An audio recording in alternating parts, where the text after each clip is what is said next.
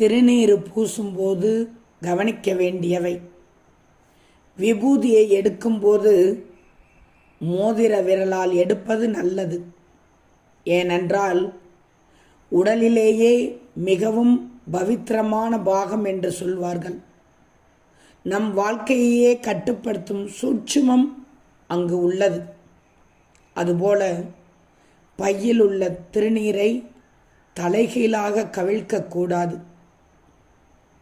ஈர உடையுடன் ஒற்றை துணி உடுத்திக்கொண்டும் ஆடையின்றியும் திருநீரை பூசிக்கொள்ளக்கூடாது.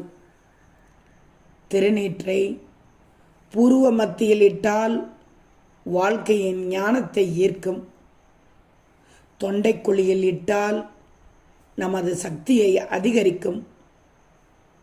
நெஞ்சுக்கூட்டின் மையப்பகுதியில் இட்டால் தெய்வீக அன்பை பெறலாம்.